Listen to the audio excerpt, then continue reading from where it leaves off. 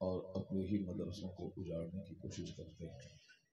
वो कितने अक्लमंद हैं इसका अंदाज़ा खुद उसे भी होगा। बड़ी मुश्किल से जलसा होता है। इस जलसे में कायदे से अदब और एहतराम के साथ बैठना चाहिए। हंगामा आराई से क्या मतलब है? आखिर आपके यहाँ आने का क्या मकसद है? क्यों आए हैं आप?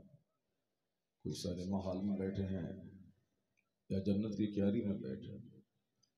कोई सर्कस देखने आए हैं, किसी जोकर को देखने आए हैं, या अपने दीनी रहनुमा को देखने आए हैं? सारे लोग तो नाच गा रहे हैं, कम से कम कुछ लोग तो रहे जो शराफत का मुजाहरा करें। दुनिया की सारी कौमें नाच रही हैं, गा रही हैं। यहूदी नाच रहे हैं, नसरानी नाच रहे हैं, हिंदुस्तान के गैर मुस्लिम मुशरिक नाच रहे हैं। एक ही कौम से उम्मीदें वाबस्ता है कि ये खुद नेक बनती हैं और सारी दुनिया को नेक बनाने का इरादा है। आपके कंधे पे दुनिया को सजाने और संवारने का बोझ है।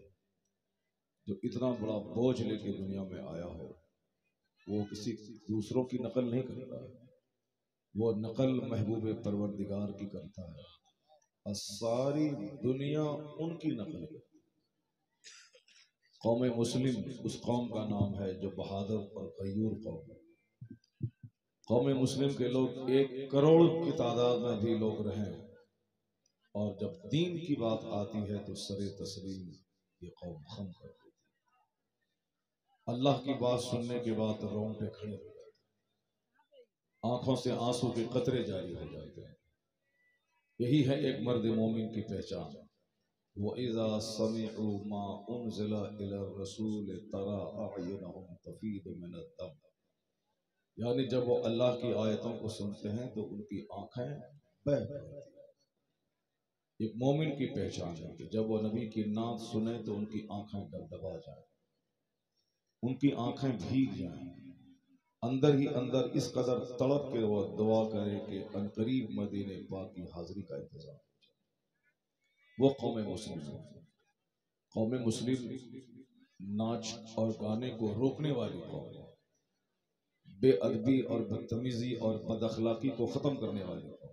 हम लोग बम्बई जाते हैं, गालियां हम लोग सुनते हैं कि बिहारी, बिहारियों को चाहे करोड़ों की दौलत हो जाए मगर इसको अखलाक नहीं आएगा, जीने का ढंग नहीं आएगा। बिहारी एक गाली है।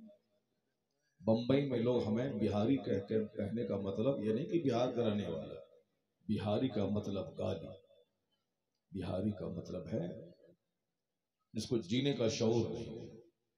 और आपने वही बता दिया कि हाँ वाकई जो तुम कहता है बम्बई वाला, गुजरात वाला, तुम सही कहता है।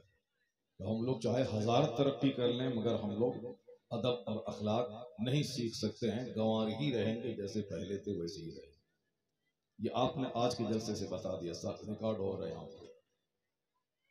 कि जितने लोग रिकॉर्ड कर रहे हैं, भले ही यहाँ 10,000 लोग रहें मगर 10 लाख लोग इसको देखते हैं और सुनते हैं, अपनी जिंदगी संवारते हैं। अगरचे वीडियो फोटोग्राफी के ताल्लुक से हमारा वही मौक़िफ़ है जो सरकार ताजुल शरिया का है। हमने आज तक अपना ना कोई चैनल खोला, न कोई ऑफिशियल यूट्यूब बनाया, न हमने एक भी रिकॉर्ड करके न डाला। लोग बनाते हैं, लोग डालते हैं, लोग देखते हैं, तो जिंदगी संवारते हैं, वो जाने, उनका काम जाने। मगर मैं ये कहना चाहता हूँ कि इसके जरिए सारा हिंदुस्तान आपको देख रहा है किस तरह लोग रहते हैं। सीतामढ़ी के इस नेपाल और हिंदुस्तान के सरहदी इलाके के लोग कैसे रहते हैं। हमारे दिलबर भाई पिछले साल में भी था और वो भी थे, और शाबान की 15वीं रात को गालिबन लुधियाना, बहुत बड़ा जलसा, इससे कई गुना ज्यादा बड़ा मजमा था, मगर कायदे से सुन रहे थे। सब लोग एहतराम से बैठ करके नबी की बात सुन रहे और नात सुन रहे। ये क्या हुल्लड़बाजी है कि साहब एक मिसरा भी खत्म नहीं हुआ का हंगामा कर रहे हो, खड़े हो रहे हो। आखिर आप लोग क्यों खड़े हैं? आखिर क्या है? बैठ जाएं, आप बैठ जाएं, सुने। बस आखिरी मरहले में जलसा जा रहा है। मैं तो सोचा था कि 2-2.5 घंटे 3 घंटे का खिताब करूंगा, चूंकि बहुत बड़ा मजमा रहता है इस इलाके में, लेकिन जिस तरह आप लोग कर रहे हैं कि आधा घंटा में ही मुझको छोड़ना पड़ेगा। अगर चाहते हैं कि कम से कम 1.5-2 घंटे की तकरीर हो तो कायदे से बैठ जाए सारे, और आप बता दें कि जज्बात में हमारे बच्चे बह जाते हैं, वरना बिहार की सरजमीन लखेरों और लुच्चों की सरजमीन नहीं है, पढ़े लिखों की सरजमीन। हिंदुस्तान के सारे मदरसों में बिहार के बच्चे मिलते हैं और बिहार के पढ़ाने वाले उलमा मिलते हैं। यहाँ तक कि अमेरिका और यूरोप में भी बिहार के बहुत सारे उलमा हैं जो अब इल्म का नूर बिखेर रहे हैं और उस सरजमीन को आबाद करके अपने स्टेट का नाम ऊंचा कर रहे हैं। बहुत से लोग, मगर ये तरीका अच्छा नहीं है। बस बैठ जाए आप लोग, जो कुछ हुआ हुआ, अभी भी कुछ नहीं हुआ, जलसा बिल्कुल जोरदार ढंग से इख्तिताम को पहुंच जाए। शुरू शुरू में तो मजमा अच्छा रहता है और गुफ्तगू हो जाती है, लेकिन आखिर तक जलसे का जमा रहना, सलात व सलाम पढ़ने के बाद लोगों का दुआ करके जाना, ये बहुत अहम बात है। हम लोग सब मुश्किल में गिरफ्तार हैं। अक्सर मैं कहता हूँ कि जब मुश्किल में जिंदगी मुब्तला है तो उस मुश्किल के हल के रास्ते ढूंढने चाहिए। और हर आदमी डॉक्टर के पास भाग रहा है, कोई अमीर के पास भाग रहा है, कोई साहब जादूगर के पास भाग रहा है, कोई ओझा के पास भाग रहा है, कहीं से गरीबी दूर हो जाए, परेशानी दूर हो जाए, मगर परेशानी दूर होती नहीं। बुजुर्गों ने कहा कि एक जबरदस्त नुस्खा है गरीबी दूर करने का, वो है कि रोजाना अपने घर में कम से कम 20 मिनट कुरान पाक की तिलावत करें। 50 करोड़ तावीज से वो फायदा ना होगा जो 20 मिनट कुरान पाक। वाह, जिंदाबाद जिंदाबाद, माशाअल्लाह। हक जो मुसीबतों का हल चाहता है वो सुने कि कुरान करीम ने क्या कहा। हर दर्द की दवा कुरान ने किस तरह हमको अदा किया, सारे प्रॉब्लम्स का हल किस तरह कुरान करीम ने हमको दिया, किस कदर दुनिया भर की सारी समस्याओं का समाधान लेकर ये कुरान नाजिल हुआ है। कुरान पाक नाजिल हुआ है ताकि लोग इसको पढ़ें और इसकी रोशनी अपनी जिंदगी गुजारें। सिर्फ कुरान पाक रटने का नाम हाफिज नहीं है, बल्कि हाफिज कुरान वो है जो कुरान पढ़ता हो, कुरान पर अमल करता हो। उसी की फजीलतें आई हैं। मन कर अल कुरान व अमिल बिमाफी, जिसने कुरान पढ़ा उस पर अमल किया और उसके हलाल को हलाल समझा, हराम को हराम जाना, तब उसको इज्जत का वो ताज मिलेगा कि उल्बिसा वालिदाहु ताज यौमल क़यामा ज़ौहु अहसनु मिन ज़ौइ शम्स फी बुयूतिकुम दुनिया। यानी जिसने कुरान पढ़ा उस पर अमल किया और कुरान के हलाल को हलाल समझा और हराम को हराम जाना, यानी जिसको हराम कहा है कुरान ने उसको वो माना, उस पर अमल किया, और जिसको कुरान ने हलाल कहा है उसको हलाल जाना, समझा और उस पर अमल किया, तब उनके माँ बाप को वो इज्जत का ताज पहनाया जाएगा जिसकी चमक के सामने दुनिया के सूरज की रोशनी फीकी पड़ जाएगी। जो कुरान पढ़ा उस पर अमल किया। अगर कुरान सिर्फ पढ़ा अमल नहीं किया तो पढ़ने का सवाब मिलेगा सिर्फ। कुरान पाक जिस मकसद के लिए नाजिल हुआ है वो मकसद अपना पूरा कर पाएगा और न ही वो बरकतें उसको हासिल होंगी जिसके लिए कुरान पाक नाजिल हुआ है। इसलिए कुरान सुनना भी इबादत है, कुरान पढ़ना भी इबादत है। अपने घर में रखकर उसकी ज़ियारत करना भी आंखों की बीनाई के बढ़ाने का शानदार जरिया है। आज 90 साल के वो ज़ईफ जो कुरान पाक बगैर चश्मे की मदद के पढ़ते हैं, वो अचानक ऐसा नहीं पढ़ते, बल्कि बुजुर्गों ने कहा है कि जो बचपन से कुरान पाक को देखे और तिलावत भी करे, अल्लाह चाहेगा तो 90 साल की उम्र में भी बगैर चश्मे के वो कुरान पाक पढ़ने के काबिल। सुभान अल्लाह, सुभान अल्लाह। इस्लाम हमें सेहत देना चाहता है, इस्लाम हमें दौलत देना चाहता है, इस्लाम हमें इज्जत देना चाहता है, लेकिन एक हम हैं कि लेने को ही नहीं चाहते, लेने को दिल नहीं करता है। सिर्फ इतना चाहते हैं कि मैं मुसलमान रहूं और दौलत आसमान से उमड़ पड़े, ऐसा नहीं होता है। इस दुनिया में सारा काम एक सिस्टम से चलता है, बगैर सिस्टम के कुछ नहीं होता है। मेरे चाहने से सब कुछ नहीं होता है। मैं चाहूं कि मैं अभी हेलीकॉप्टर पे उड़ जाऊं यहां से, नहीं होता है। मैं चाहूं कि मेरे घर में एयरपोर्ट बन जाए, ऐसा नहीं होता है। मैं चाहूं कि हमारा बच्चा 5 महीने में ही पैदा हो जाए, नहीं होता यार। हम यहाँ अपनी मर्जी से कुछ नहीं कर सकते। सारा काम एक सिस्टम से होता है। जैसी जमीन वैसी फसल, जैसा मौसम वैसा फल, जैसा दरख्त वैसा फल, जैसा बीज जैसा पौधा वैसी फसल, ये नेचुरल सिस्टम है।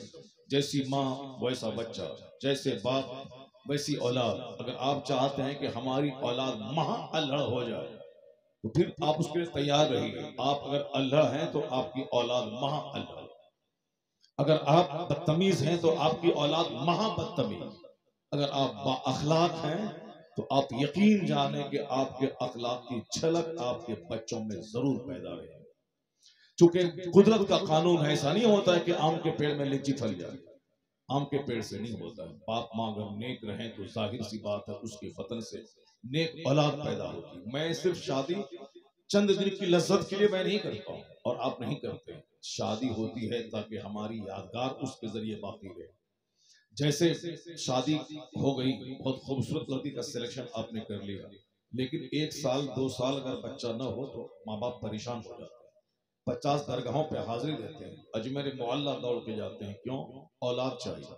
जब औलाद के लिए शादी होती है तो क्या आप चाहते हैं कि औलाद नाकारा हो, औलाद बिल्कुल महापापी हो, औलाद के आजाद ठीक नहीं रहे, अपाहिज और लूल्हा और लंगड़ा पैदा हो, बदअखलाक पैदा हो? नहीं चाहते। जब नहीं चाहते हैं तो कुदरत का कानून है कि जैसी माँ वैसा बच्चा, जैसी जमीन वैसी फसल। तो फिर फसल, उस जमीन के सिलेक्शन में सिर्फ खूबसूरती नहीं देखनी है, जमीन जैसी होगी वैसी फसल पैदा होगी। तो औरत है जमीन, मर्द है बीज डालने वाला, जैसी जमीन वैसी फसल। तो जमीन के सिलेक्शन में सिर्फ नाक नहीं देखना हो, जमीन के सिलेक्शन में सिर्फ रुखसार नहीं देखना होगा, जमीन के सिलेक्शन में सिर्फ रंग नहीं देखना होगा। ये तो आप अपनी लज्जत के लिए ऐसा कर रहे हैं। अगर औलाद प्यारी है कि मेरी औलाद दीनदार पैदा हो, मेरी औलाद मेरी एक पहचान बन जाए, मेरी औलाद समाज का सुधारक बन जाए, मेरी औलाद अपने से दूसरों को फायदा देने वाली पैदा हो, मेरी औलाद सर से लेकर पांव तक अपाहिज नहीं बल्कि सहीउल आज़ा पैदा हो, तो उसके लिए लज्जतों का ख्याल नहीं करना पड़ेगा कि नाक लंबी आंख बड़ी चेहरा गोरा रहे। उसके लिए कैरेक्टर का ख्याल करना पड़ेगा कि जिस औरत का मैं सिलेक्शन कर रहा हूं वो औरत सब कुछ है मगर कनीज़े फातिमा है या नहीं है। वाह, एक बेशक औरत बेशक। 50 करोड़ का जेवर पहन ले, उस वक्त तक वो खूबसूरत नहीं मानी जाती जब तक कि उसके सर पे हया की चादर न हो। उस वक्त तक वो कोई खूबसूरती काम नहीं देगी। औरतों का सबसे बड़ा जेवर है हया, औरतों का सबसे बड़ा जेवर है उसकी निगाहों का नीचा रहना, औरतों का सबसे बड़ा जेवर है उसके सर से आंचल का नहीं खिसकना, औरतों का सबसे बड़ा जेवर है अपने घर की 4 दीवारी में कैदोबंद बनकर एक जन्नती माहौल घर को देना। औरतों का सबसे बड़ा जेवर है सर से लेके पांव तक सारे आज़ा को अजनबी मर्दों से छुपाना। वो चाहे किराए के घर में रहे, वो चाहे नमक रोटी खाएं, दिन में सिर्फ एक बार खाना खाएं। दिन में एक बार खाना खाना ऐब की बात नहीं है। ये तो हम जैसे लुच्चे लफंगे गरीबों का मजाक उड़ाते हैं कि घर में खाने को कुछ नहीं है, अब बहुत बड़ी बड़ी बातें बोल रहे हैं। ये हम जैसे खसीसों और रजीलों की कहानी है, मगर अल्लाह के नजदीक वो शख्स काबिल एहतराम है जिसका किरदार सबसे ज्यादा अच्छा है। इन्ना अक्रमकुम इंदल्लाहि अतकाकुम, undoubtedly most respectable near Allah is one who is God fearing person। अल्लाह के नजदीक सबसे ज्यादा काबिल इज्जत वो है जो जितना ज्यादा अल्लाह से डरने वाला, जिसका दामन जितना गुनाहों से फ्री हो, पाक हो, वो उतना ही ज्यादा अल्लाह के नजदीक इज्जत के काबिल है। भले ही वो किराए के घर में रहे, भले ही वह नमक रोटी खाए, भले ही वह 2 दिन के बाद 1 दिन सूखी रोटी खाए पानी में भिगाकर, ये ऐब की बात नहीं है। अगर ऐब की बात होती तो कोई नबी जाहिरी तौर पर गरीब नहीं होते, बल्कि अक्सर अंबिया कराम की जो जाहिरी हालत है वो जाहिरी हालत यही थी कि उनका घर बिल्कुल छोटा, ऐसा कि सर उठाएं तो छत में लग जाए, उनका घर इतना छोटा कि पांव फैलाएं तो उस दीवार में लग जाए और सर इस दीवार में लग जाए। ये उनके घर का आलम था। उनके घर की खुराक का आलम था कि 1-1 महीने तक घर में चूल्हे में आग नहीं सुलगती। उनके घर का आलम था कि सारे पैगंबरों के सरदार पैगंबर आजम अलैहिस्सलाम है जिनके घर में 2-2 महीने तक चूल्हे में आग नहीं सुलगती थी। जिस नबी का कलमा आज 200 करोड़ लोग पढ़ते हैं, जिस नबी मोहतरम का नाम आज 200 करोड़ लोगों के नाम के साथ जुड़ा हुआ है, हुजूर का असल नाम है मोहम्मद, और आज 200 करोड़ लोग हैं जिनके नाम के साथ लफ्ज़ मोहम्मद जुड़ा हुआ है, और ये 200 करोड़ मोहम्मदी फौज दुनिया में मौजूद है, जिनके फॉलोवर, जिनके इशारे पे जान हथेली पे लेकर कुर्बान करने वाली फौज, ये मुसलमानों की फौज मौजूद है आज 150 करोड़ से। ये कुदरत का कानून है कि इस्लाम मगलूब होने नहीं आया है, इस्लाम गालिब होने के लिए। बेशक बेशक। इस्लाम दूसरों के जुल्म का शिकार होने नहीं आया है, इस्लाम दुनिया से जुल्म और कुफ्र और शिर्क को उखाड़ने आया है। यही वजह है कि इस्लाम के खिलाफ जब जब जिन जिन लोगों ने साजिशें की, जिन जिन लोगों ने इस्लाम को दबाना चाहा, उसका रिजल्ट बिल्कुल उल्टा निकला। एक शख्स था जिसने कलमा पढ़ा था, यानी आका अलैहिस्सलाम ने जब नबूवत का ऐलान किया तो सबसे पहले एक शख्स ने कलमा पढ़ा, उसके बाद दूसरे ने कलमा पढ़ा, 4 लोगों ने कलमा पढ़ा। उन 4 पहले कलमा पढ़ने वालों में एक नाम सिद्दीक़ अकबर का था, एक नाम हजरत खदीजा का था, एक नाम आपके गुलाम ज़ैद इब्न हारिसा का था, एक नाम आपके चचाजाद भाई हजरत मौला अली रज़ी अल्लाह ताला अन्हु का था। ये 4 नफुस कुदसियां हैं जिसने सबसे पहले इस्लाम कबूल किया। 4 लोग थे। 4 लोगों की खबर जब दुश्मनों को पहुंची, लोग इस्लाम के खिलाफ प्लान बनाने लगे कि अब जब 5वां न हो, 6ठा कलमा नहीं पढ़ ले, वह लोग धीरे धीरे मुसलमानों को सताने का प्लान बनाने लगे ताकि मुसलमान ज्यादा तादाद में बढ़ न जाए, इस्लाम के फॉलोवर ज्यादा बढ़ नहीं जाए। यहाँ तक कि उन्होंने धीरे धीरे दुश्मनी शुरू की। ये 4 की तादाद 40 में बदल गई, 40 में बदल 3 साल तक सिर्फ 40 लोग रहे। उसके बाद जैसे काफिरों को भनक लगी, ये हमारे बुतों को मुसलमान बुरा कहते हैं, ये एक नया दीन, वो अपने हिसाब से एक नया दीन इन्होंने लाया है, मजहब इस्लाम, ये हमारे बुतों के और कुफ्र और शिर्क के खिलाफ ये बोलते हैं। दुश्मनी बढ़ा दी तो 40 लोग कलमा पढ़ते थे, मगर दुश्मनी बढ़ी, 4000 लोगों ने कलमा पढ़ लिया। दुश्मनी बढ़ती गई, 4000 40,000 में तब्दील हो गए। लोगों ने इतनी दुश्मनी बढ़ा दी कि पैगंबर आजम को मक्के में रहना मुश्किल हो गया।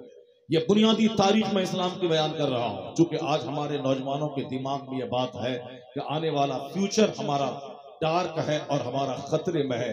जाहिर सी बात है, जैसे आप जी रहे, आपकी मस्जिदें वीरान हैं, आपके घर सिनेमा देखने वाली LED टीवी से आबाद है, आपके जलसे हुल्लड़बाजी की नजर हो रहे हैं।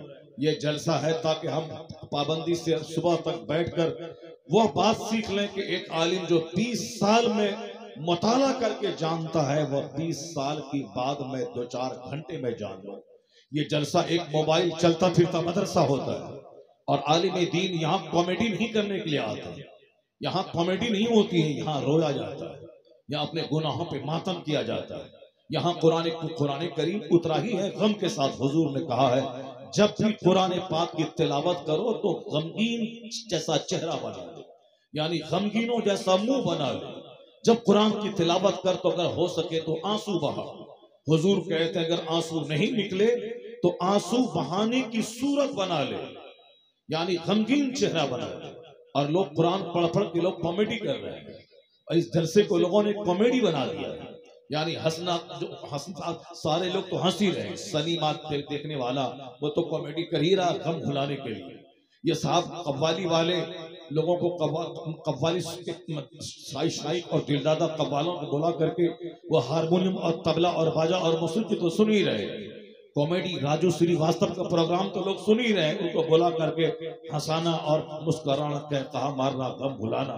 मगर मालूम है जो राजू श्रीवास्तव सारे हिंदुस्तान को हंसाता रहा, किस कदर कम उम्री में, यानी उम्र 60 साल 70 साल नहीं थी, बल्कि 50 के अंदर ही उसकी उम्र थी। उस कम उम्री में करोड़ों को हंसाने वाला खुद बहुत ज्यादा रंजीदा, पुरमलाल, गमनाक हालत में इस दुनिया को छोड़ के चला गया। दूसरों को हंसाने वाला अंदर से टूटा हुआ था, अंदर से उसका चेहरा बाहर से चेहरा काला हो चुका था। जो दूसरों को हंसाता था वह बंद कमरे में रोता था। जिसका तारुफ मजमे में कहकहा था, मजमे में लोग उनका नाम ही कहते थे, कहकहा आ रहा, यानी खुद हंसता है, दूसरों को हंसाता है, ऐसी बातें करते कहकहा है। लेकिन जब भी उसको तन्हाई में देखा गया वह रोता हुआ मिला। कहकहा मारने वाला तन्हाई में रो रहा है और आप उसकी नकल कर रहे हैं। वो रो रहा है, कह कहा मारने में गम हल्का नहीं होता। कॉमेडी से अगर गम हल्का हो तो आज 25 साल से हिंदुस्तान में पंजाब का वो शख्स हिंदुस्तानियों को हंसा रहा है, उसे तो सबसे ज्यादा मस्त रहना चाहिए, लेकिन उसका चेहरा सूखा रहता है।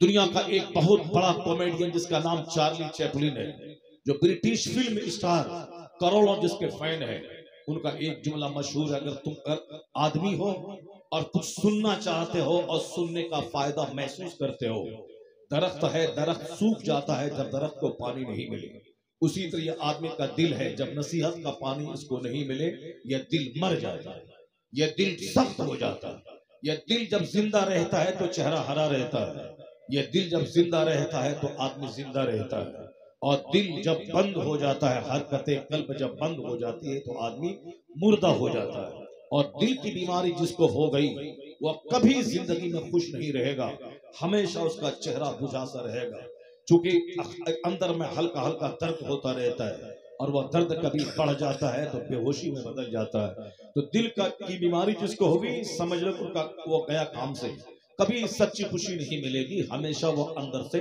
टूटा हुआ रहता है। करोड़ों के घर में रहने के बाद भी खुश नहीं रहेगा, 1000 एकड़ जमीन खरीदने के बाद भी वो खुश नहीं रहेगा, वो रोजाना 1 करोड़ कमाने के बाद भी कभी खुश नहीं रहेगा। और दिल जिसका जिंदा है वो जिंदा है, दिल की बीमारी जिसको नहीं है वो मुस्कुराता रहता है। चार्ली चैपलिन, अगर उस दिल जिंदा है तो उसकी बात सुन ले, दिल अगर मर गया है तो मर जाने दो, अगर दिल जिंदा है तो जिंदा दिलों की बात सुन, अगर दिल जिंदा है तो वह दिल मरे नहीं, उसका वजीफा सुन, दिल को मरने से बचाने का नुस्खा सुन ले, या दिल मरने से कैसे बच जाता है। बुजुर्गों ने कहा है कि जो मौलाना 20 साल मदरसे में पढ़ता है, अगर वह 3 दिन किताबों का मुताला छोड़ दे उनका दिल मरने लगता है। जो 20 साल मदरसे में पढ़े और उसके बाद फरागत के बाद 3 दिन किताबों का मुताला छोड़ दे उनका दिल भी मरने लगता है।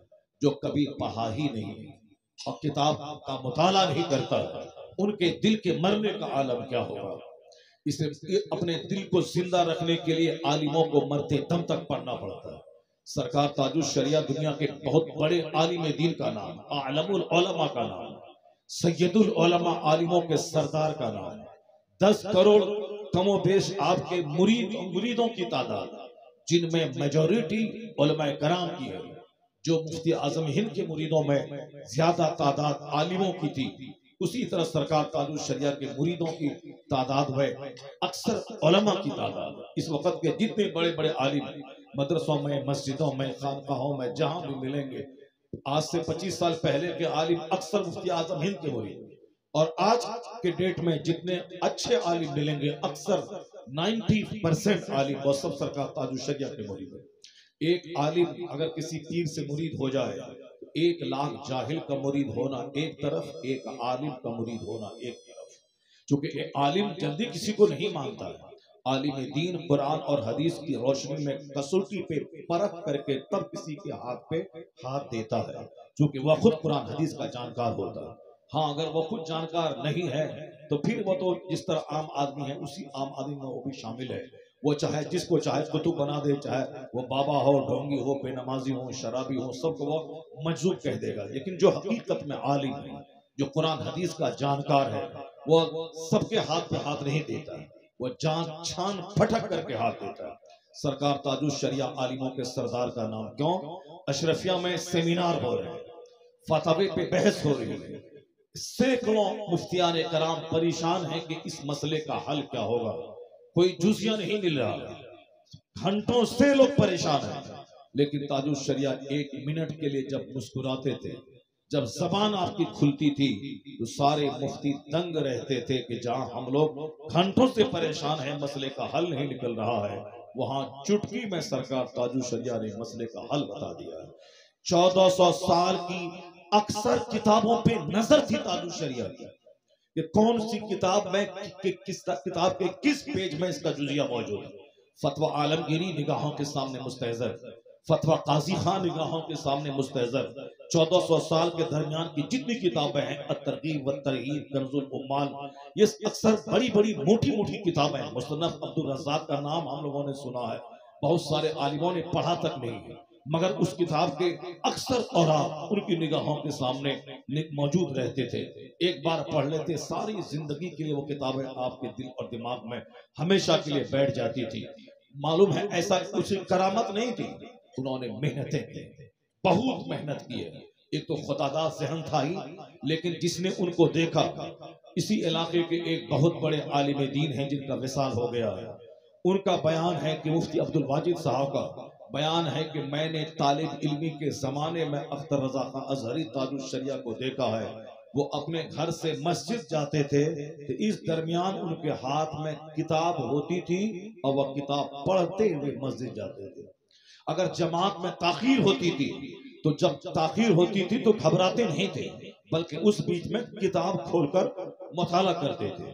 जो जमात की ताखीर में जो वक्फा रहता है 5 मिनट का 10 मिनट का, उसमें मुताला करें। घर से आने जाने में जो वक्त लगे वो वक्त भी बर्बाद ना जाए, उसमें मुताला हो। जो सिलेबस में 5 किताबें रहती थी, जिस तरह से फारसी की पहली है, आमदनामा है, मिनहाजुल अरबिया है, अनवार शरीयत है, ये 4-5 किताबें हैं। लेकिन इनके अलावा खारजी 10-10 किताबों का मुताला वो क्या करते थे। जब हिंदुस्तान में आलिम फाजिल मुफ्ती बनने के बाद जब वह मिस्र पढ़ने गए तो 3 साल तक वहां रहे। दरियाए नील बाजू में था, जिसको सारी दुनिया देखना चाहती है।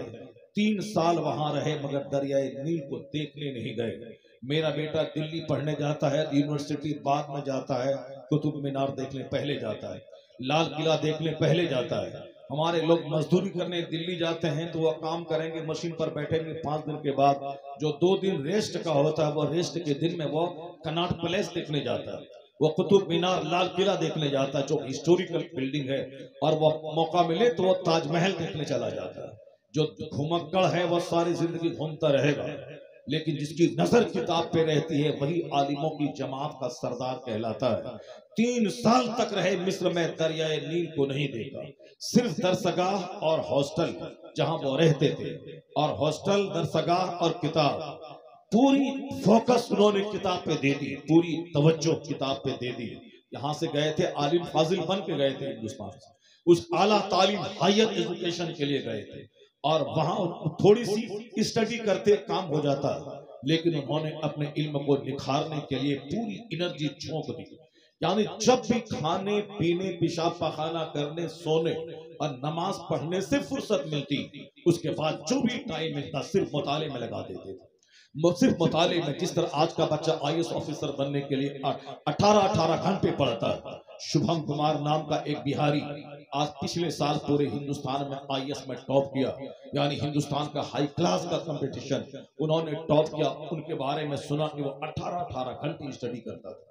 24 घंटे होते हैं, 24 घंटे में 18 घंटे पढ़ने के लिए। अब आप आगे बताते हैं कि कितने घंटे बच गए, उसी में सोना भी है, पेशाब पखाना भी करना है, दूसरी जरूरतें भी पूरी करनी है। जाहिर सी बात है जुनून चाहिए। अगर कोई चाहता कि मैं हिंदुस्तान में DM बन जाऊं, वो बुज़दिल और कमजोर आदमी नहीं बन पाएगा।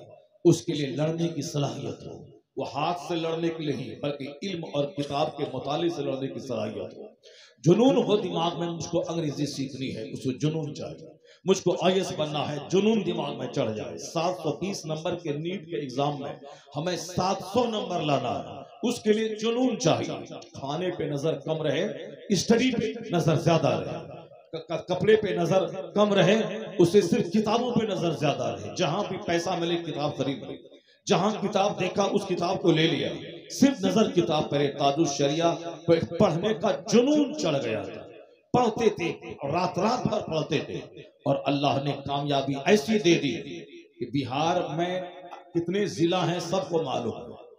पंचायत टॉपर जो होता है तो सारे पंचायत के लोगों 50 गांव में चर्चा होता है ये पंचायत का टॉपर है। जो ब्लॉक टॉपर होता है 100-200 गांव में चर्चा होता है कि पूरे ब्लॉक का टॉपर है। और जो डिस्ट्रिक्ट का टॉपर होता है पूरी डिस्ट्रिक्ट में उसका चर्चा होता है, साथ डिस्ट्रिक्ट में सारे बच्चों में टॉप किया है। और जो स्टेट का टॉपर होता है उसको सारा स्टेट देखता है। और जो पूरे भारत का टॉपर हो, जैसे IAS में जो टॉप किया शाह फैसल कश्मीर का, आज सारा हिंदुस्तान जानता है।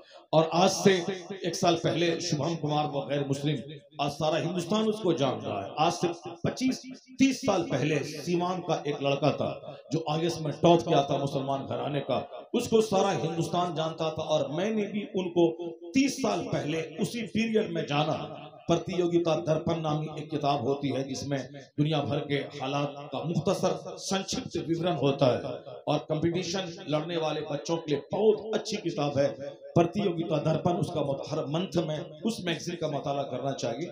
उसी के जरिए मैंने पहचाना कि एक मुस्लिम फैमिली का लड़का वो पूरे IAS में टॉप किया तो सारा हिंदुस्तान नाज करता था। तो हिंदुस्तान में टॉप करना ये सबके बस की बात नहीं है।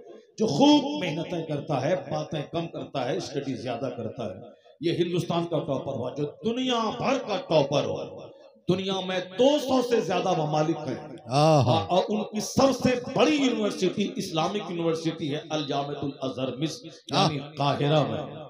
हिंदुस्तान की सबसे बड़ी यूनिवर्सिटी JNU, हिंदुस्तान की सबसे बड़ी यूनिवर्सिटी AMU, मुसलमानों की अलीगढ़ मुस्लिम यूनिवर्सिटी, और गैर मुस्लिमों के नाम से मंसूब है बनारस हिंदू यूनिवर्सिटी। लेकिन JNU एक नंबर की यूनिवर्सिटी है, सबसे अव्वल नंबर जवाहरलाल नेहरू यूनिवर्सिटी। अब वहां का जो टॉपर होता है सारा हिंदुस्तान उसको आंखों में बिठा ले, पलकों में बिठा लेता है। उसी तरह वह JNU इंडिया की बड़ी यूनिवर्सिटी है, अमेरिका की नहीं, चाइना जापान की नहीं, वो इंडिया की है। ऑक्सफोर्ड पूरी दुनिया की एक बड़ी यूनिवर्सिटी है जिसको सारे लोग जानते हैं, ऑक्सफोर्ड। कैम्ब्रिज पूरी दुनिया की बड़ी यूनिवर्सिटी है जिसका नाम सब लोग जानते हैं हिंदुस्तान में, जवाहरलाल नेहरू उसी ऑक्सफोर्ड के पढ़े हुए, कैम्ब्रिज के पढ़े हुए। इंदिरा गांधी वहीं उन्होंने तालीम हासिल की। अभी राहुल गांधी जो भारत जोड़ो यात्रा निकाला वो उसी कैम्ब्रिज का पढ़ा हुआ, जो अभी 10 दिन पहले उसी कैम्ब्रिज में भाषण देने, लेक्चर देने वो गया था। अब जो हिंदुस्तान में, तो हिंदुस्तान जो दुनिया की सबसे बड़ी यूनिवर्सिटी कैम्ब्रिज हो, वहां जाके वो अंग्रेजी जबान में भाषण दे, जाहिर सी बात है कुछ लोग उसे पप्पू कहते हैं, लेकिन सारी दुनिया जानती है कि ऑक्सफोर्ड में अंग्रेजी जबान में लेक्चर देने वाला वो आदमी वो कैसा होता है। दूसरे लोग चाय की बात करते रहे, वो बंदा ऑक्सफोर्ड में जाके अंग्रेजी में भाषण देता है। हमें किसी पार्टी से ताल्लुक नहीं, हम इल्म दोस्त हैं, इल्म की कद्र करते हैं जिनके पास इल्म हो। जिस तरह ऑक्सफोर्ड और कैम्ब्रिज असरी उलूम कंटेम्परेरी नॉलेज की सबसे बड़ी दरसगाह दुनिया की है, उसी तरह अल जामिअतुल अज़हर मिस्र काहिरा यूनिवर्सिटी वह दुनिया की सबसे बड़ी इस्लामी यूनिवर्सिटी है, सबसे बड़ी। वहां जो बच्चा टॉप करता है वह पूरी दुनिया का टॉपर माना जाता है। तो जिसने 18-18 घंटे स्टडी की हो, जिसने 10-10 12-12 घंटे मुताला किया हो, आलिम फाजिल बनने के बाद 3 साल तक रहे मिस्र में, दरियाए नील नहीं देखा, उन्होंने अल जामिया का सारा कैंपस नहीं घूम के देखा, पूरी तवज्जो सिर्फ किताब पर रही उनकी। वही शख्स सिर्फ मिस्र का नहीं बल्कि उस मिस्र में जहां पूरी दुनिया के बच्चे पढ़ते हैं, पूरी दुनिया के लाखों बच्चे, 5 बच्चों में टॉप करना और है, 5000 में टॉप करना और है, 5 लाख में टॉप करना और है, जहां पूरी दुनिया के 50 लाख बच्चे इल्म हासिल करते हो, उसमें सबसे आला नंबर के साथ कामयाब होना यह किसी दूसरे का हिस्सा नहीं, वह शहजादे आला हजरत अख्तर रजा खां अज़हरी। नारे तकबीर, नारे रिसालत। दुनिया की सबसे बड़ी यूनिवर्सिटी का सबसे टॉपर है, वो टॉपर है कोई करामत नहीं करके, अचानक कोई अजूबापन नहीं, बल्कि दुनिया का सारा काम सिस्टम से चलता है। सिस्टम वही जो मेहनत करेगा वो जीतेगा, जो बरसात में भीग कर खेत में रोपा करेगा वो अगहन के मौसम में अपने घर में बासमती चावल लाएगा, जो जनवरी में, नवंबर दिसंबर में ठठर कर गेहूं में पानी पटाएगा और गेहूं के पीछे लगा रहेगा, वो मार्च में गेहूं काटेगा और शानदार फसल बोरा में पैक करके मंडी पहुंचा के नोट की गड्डी गिनेगा। और जो अगहन जो बरसात के मौसम में बैठा रहे, खेत में हल नहीं चलाए और काम नहीं करेगा, ऐसा नहीं होगा कि बगैर मेहनत के बासमती चावल उसके घर में चला जाए। जो आदमी नवंबर दिसंबर में गेहूं नहीं लगाएगा, इस मौसम में वो गेहूं नहीं काटेगा, क्योंकि हम कुदरत का कानून है, जो पौधा लगाएगा वही काटेगा। जो दुकान में सुबह से लेकर शाम तक बैठेगा वही शाम के टाइम अपने पर्स में रुपया भर के वो लाएगा। ऐसा नहीं होगा कि मैं घर में बैठा रहूं और दुकान से पैसा चल के मेरे घर में आ जाए, ऐसा नहीं होता है। अगर मालदार बनने का नुस्खा है कि मैं अजमेर में जाके वहां गरीब नवाज के सामने मैं मुरादें मांगता रहूं और वहीं से सब कुछ मिल जाएगा, ऐसा भी नहीं होता है। यहाँ देखने के लिए सूरज की रोशनी भी चाहिए या बल्ब की लाइट चाहिए और आंख भी चाहिए, दोनों चाहिए। आंख है मगर सूरज नहीं है, नहीं, मगर दुनिया को देख नहीं सकते आप। आंख है मगर बल्ब लाइट नहीं है, आप नहीं देख सकते। या सूरज है, आंख नहीं है, फिर भी आप नहीं देख सकते। आधा आंख का रोल रहता है और आधा सूरज का रोल रहता है। आंख इधर से जाती है, उधर से सूरज की रोशनी आती है, तब जाके हम दुनिया का नजारा करते हैं, दुनिया को देखते हैं। आंख नहीं रहे तो सूरज की रोशनी से कोई फायदा नहीं, और अगर आंख रहे, सूरज की रोशनी ना रहे, तो आदमी अपने हाथ को नहीं देख पाएगा। 50% आंख का रोल है, 50% सूरज का रोल है। इसी को देखकर आप समझ सकते हैं कि 50% हमारा रोल रहता है। मैं मेहनत करता हूं, ये 50% है, और दूसरा कामयाबी अता करना, ये खुदा की रहमत और खुदा की अता से होता है। तो हमारी मेहनत इधर से चलती है, उधर से खुदा की रहमत आती है। जहां मेहनत और रहमत दोनों मिल जाए, कामयाबी वही हमारा कदम चूमती है। अजमेरी मोहल्ला जाना, वहां से दुआ करवाना, ये 50% है। बाकी 50% मेरा रोल कि मैं मेट्रिकुलेट हो जाऊं, मैं इंटरमीडिएट पास करूं, मैं 18 घंटे 12 घंटे 16 घंटे स्टडी करूं, उसके बाद अजमेर चला जाऊं और वहां जाके दुआ करूं, इलाही मैंने मेहनत करने में कोई कमी नहीं छोड़ी, मैंने 15-15 18-18 घंटे स्टडी की, 99% नंबर मैंने लाया। ये काम मेरा था, स्कूल जाना, मेहनत करना, किताब पढ़ना। इलाही तू अपने करम से मुझे कामयाबी अता फरमा दे। गरीब नवाज की तुरबते पुरनूर का वास्ता है, जहाँ अल्लाह वाले आराम करते हैं वह जगह मकाम मुस्तजाब हो जाती है। जहाँ अल्लाह वाले का कपड़ा हो, जिस कपड़े को पहन के हजार हजार रकत व नमाजें नफल पढ़ा है, वो कपड़ा उसके बदन का बाबरकत हो जाता है, जिनके वसीले से दुआएं कबूल होती है। अल्लाह वाला जिस जगह बैठकर 50,000 खत्म कुरान करता है, उस जगह कयामत तक के लिए वह जगह मकाम मुस्तजाब हो जाती है। हजरत उस्मान गनी रज़ी अल्लाह ताला अन्हु मुस्तफ़ा के दामाद भी हैं और खलीफतुल मुस्लिमीन भी हैं, खलीफा सोम हैं, और साबिकुल अव्वलून में उनका एक नाम आता है उस्मान गनी का। क्यों? इसलिए कि वो सबसे पहले इस्लाम लाने वालों में उनका नाम आता है। मैं हिजरत करने वालों में उनका पहला नाम आता है, जो मक्का छोड़कर हबशा गए और फिर हबशा छोड़कर मदीना आए।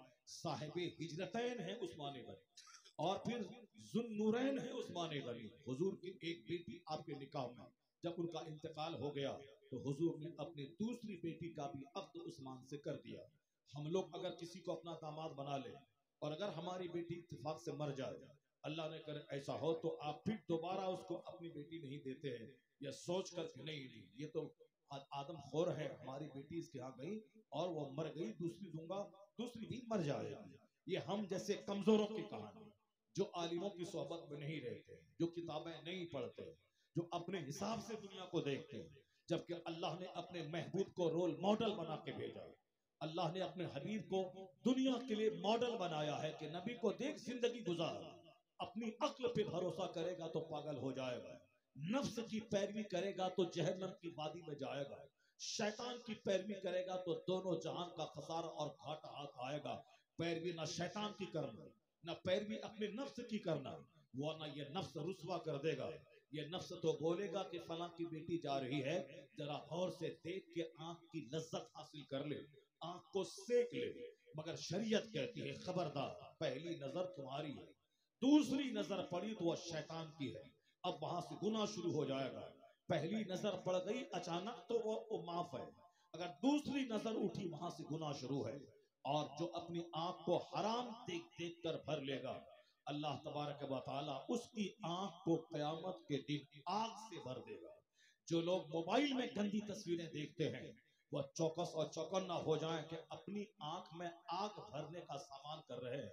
मम्मला ऐनहु मिनल हराम मला अल्लाह ऐनहु यौमल क़यामत मिनन नार। आया है किताब में कि जिसने अपनी आंख को हराम चीजों से भर लिया, अल्लाह कयामत के दिन उसकी आंख को आग से भर देगा। अब यह हराम से भरने का मतलब दूसरों की बहू बेटी को ताक झांक करना, और फिर मोबाइल में औरतों की तस्वीर देखना, लज्जत लेकर देखना, सनीमा के पर्दे पे देखना, व्हाट्सएप यूट्यूब में औरतों की तस्वीरें देखना, सनीमा के पोस्टर लगे हैं दीवार पे, उसको घूर घूर के देखना, लज्जतें हासिल करना, ये हुआ आंख का गुनाह।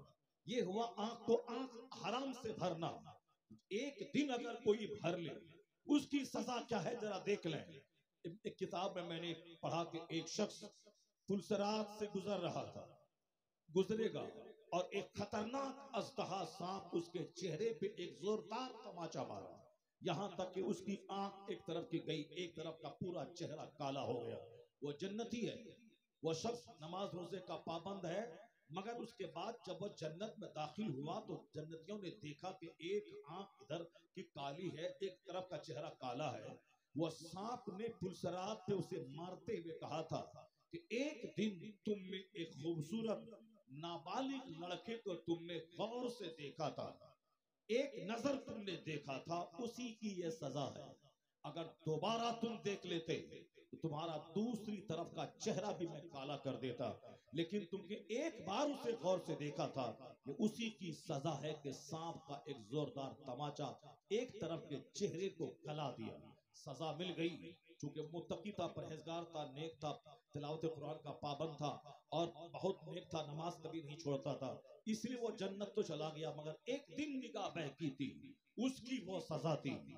और जो रोजाना 50 घंटे नहीं, 50 बार नहीं, रोजाना 4-4 5-5 घंटे मोबाइल में गंदी तस्वीरें देखता हो, दूसरों की तस्वीरें देखता, ये बता दे वो कितने तमाचा खाने के काबिल है, कितना चेहरा उनके पास है। एक तमाचा इधर सांप मारेगा तो इधर का चेहरा गल जाएगा, दूसरा तमाचा इधर का गल जाएगा। ये तो 2 बार देखने की सजा है।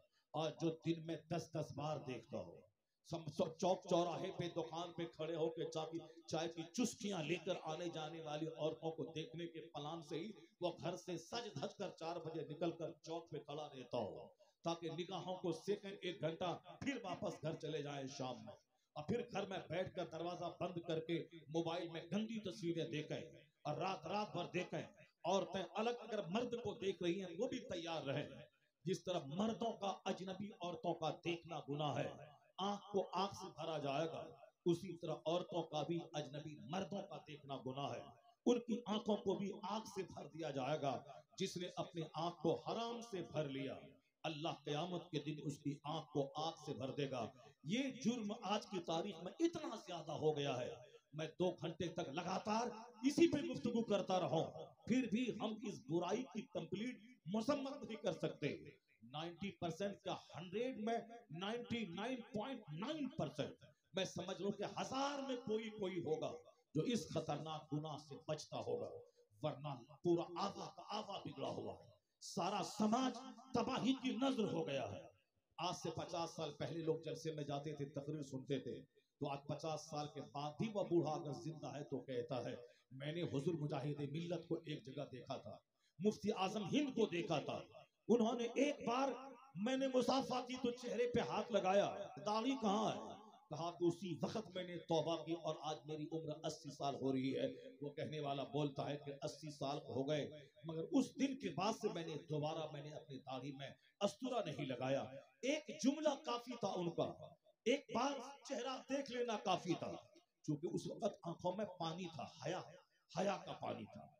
आलिम ने कहा है, बुजुर्ग ने कहा है, नेक लोगों ने कहा है, हमारे पीरो मुर्शिद ने कहा है, तो हया की वजह से उनकी बात को बंदा टालता नहीं था।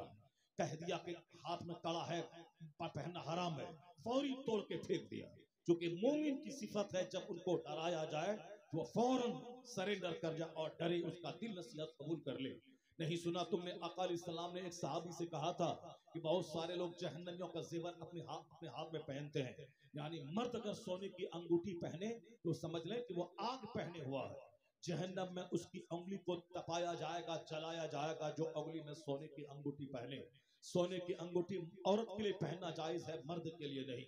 औरतें एक नहीं बल्कि 2-3 अंगूठी पहन सकती हैं अगर उसकी ज़कात को निकालती हैं तब, अगर ज़कात नहीं निकालेंगी तो फिर वही अंगूठी, वही हार, वही नेकलेस उसके लिए आग और नाक की सूरत में क़यामत के दिन बदल जाएगा। कुरान में आया है कि जो अपने माल की ज़कात नहीं निकालते हैं, फबश्शिरहुम बिअज़ाबिन अलीम, उसे दर्दनाक अजाब की बशारत सुनाइए। जिस दिन क़यामत के दिन उसके बदन को चौड़ा कर दिया जाएगा और जिंदगी में जितना माल कमाया है और जिसकी ज़कात नहीं निकाला है, उन सबों को सिक्के की सूरत में उसके बदन पे आग में तपा के ताका जाएगा। फतुकवा बिहा जिबाहुहुम व ज़ुहूरुहुम व जुनूबुहुम, कुरान शरीफ में आया है जो माल जमा करते हैं, ज़कात नहीं निकालते हैं, उस गिन गिन कर रखते हैं तो अल्लाह उनकी पीठ को, उसी माल को आग में तपा के दागेगा, पीठ को, करवटों को, यानी ये करवट, ये सीना, ये पीठ, ये पेशानी, सबों को दागा जाएगा और वह अजदहा सांप उसके फन मारकर उसके चेहरे पर बोलेगा, मैं तेरा वह माल हूं जिसकी तुमने ज़कात नहीं निकाला। जो पहले हया थी, जब भी कहा जाता अल्लाह से डरो, फौरी लोग अल्लाह से डरते थे, फौरी उसको शर्म आती थी कि कैसे मैं बड़ों की बात टाल दूं, क्योंकि आज बेहयाई ने मेरे दिल को मुर्दा कर दिया, बेशर्मी ने मुझको कहीं का नहीं छोड़ा। हया और ईमान ये दोनों आपस में चोली दामन का संबंध है। जहां ईमान है वहां हया है, और जहां ईमान नहीं है वहां हया भी नहीं है। यहूद और नसारा के यहाँ, मुशरिकों, कुफार मुशरिकीन के यहाँ हया नहीं है, ईमान नहीं है तो हया भी नहीं है। वहाँ एक भाई शादी करता है, चार भाई बगैर शादी के उसी भाभी से काम चलाता है, ये उनके यहाँ होता है। जिसके आज भी हिंदुस्तान में ऐसा ऐसा ट्राइब, ऐसा कबीला मौजूद है। अगर 5 भाई हैं, पांचों शादी करें तो 5 परिवार बढ़ जाएगा, खर्च बढ़ जाएगा, इसलिए एक ही भाई शादी करेगा, पांचों भाई उसी से काम चलाएगा। हया और शर्म का जनाजा उड़ गया। यहाँ इस्लाम कहता है अगर कोई बंदा 2 शादी कर रहा है तो एक कमरे में दोनों को हरगिज नहीं रखे, दोनों बीवी का अलग अलग रूम दे दे और दोनों बीवी के पास टाइम बांट दे, 24 घंटे यहाँ 24 घंटे वहां। बहुत सारे जाहिल हमारे यहाँ दूसरी शादी तो लपक के कर लेते हैं, मगर रखने का तरीका जानवरों से बदतर होता है कि एक ही कमरे में दोनों बीवी को रखते हैं, और जब जिधर तबीयत करी उस तरफ माइल हो गए। ये गवारों और जानवरों का तरीका है, इस्लाम इसकी कभी इजाजत नहीं देता। इसलिए कहता है कि एक बीवी कर, 4-4, 3-3, 2-2 कर, मगर अगर तुम्हें डर है कि मैं इंसाफ नहीं कर पाऊंगा तो सिर्फ एक कर। और अगर अदल और इंसाफ कर सकता है 2 बीवियों में तो 2 शादी कर ले, कोई ऐब की बात नहीं। चाहे दुनिया के लोग तुम्हें अय्याश कहें, वो पागल है जो शरीयत के कानून पे उंगली उठाते हैं और जबान खोलते हैं। उसे जबान ज़ानियों के खिलाफ खोलना चाहिए। वो ज़िनाकार हैं जो अपनी बीवी के अलावा दूसरी औरतों को ताक झांक करते हैं। ज़िना की मजम्मत करे, इस्लामबाजी की मजम्मत करे, हरामकारी की मजम्मत करे, सुन्नत की मजम्मत न करे। 1 से 4 बीवी तक मर्द करे, और अल्लाह ने दौलत दी है तो 4 कर ही ले। एक करना मिस्किनों का काम है, गरीबों का काम है। अगर अल्लाह ने दौलत दी है, 4 घर बना सकता है, चारों को खिला सकता है, तो एक करने से बेहतर है कि वो 4 कर ले, ताकि 4 औरतों का बोझ हल्का हो जाए। दुनिया में अगर 4 करोड़ औरत रहे और मर्द 1 करोड़ रहे तो फिर बताएं कि कंपनसेशन कैसे होगा। इसी पे एक बार सेमिनार हुआ था भागलपुर यूनिवर्सिटी में, कहा गया था कि आज जंगें हो रही थी, कुछ दिन पहले जब जंग हुई थी, first world war, second world war, और अभी जो यूक्रेन और रूस की जंग हो रही है, जंग मर्द लड़ते हैं, औरत नहीं लड़ती है। जब मर्द लड़ते हैं तो मर्द मारे जाते हैं, औरतें नहीं मारी जाती है। औरतें अपने घर में हैं, मर्द जंग करने गए, मर्द मारे गए। मर्द मारे गए तो उन्होंने उसमें था कि first world war, second world war में मिला के 8.5 करोड़ लोगों की हत्या हुई। यानी सिर्फ 100 साल के अंदर 850 करोड़ लोग मारे चले गए। लोगों को परेशानी होने लगी कि 800 करोड़ लोग मारे गए कैसे होगा। तो ये बता दें कि अगर 800 करोड़ लोग मारे गए तो 800 करोड़ औरतें अगर घर में हैं, ये कंपनसेशन कैसे होगा। इसी पर गाहे बगाहे सेमिनार हुआ। एक गैर मुस्लिम हिंदू स्कॉलर ने कहा था कि अगर इसका कंपनसेशन एक मजहब के कानून में नजर आ रहा है, यानी मर्द अगर 4 करोड़ है और 4 करोड़ है, औरतें अगर 16 करोड़ है, तो कंपनसेशन कैसे होगा। उन्होंने कहा हाँ एक तरीका है, वो तरीका है मुस्तफा का दिया हुआ कानून, वह कानूनी निकाह है। वाह वाह वाह वाह। मर्द 4-4 शादी करे, तो अगर 1 करोड़ मर्द है, 4 करोड़ औरतें हैं, तो कोई हिंदू मजहब में इसका समाधान नहीं है, कोई क्रिश्चियनिटी में इसका समाधान नहीं है, कोई जूस में इसका समाधान नहीं है।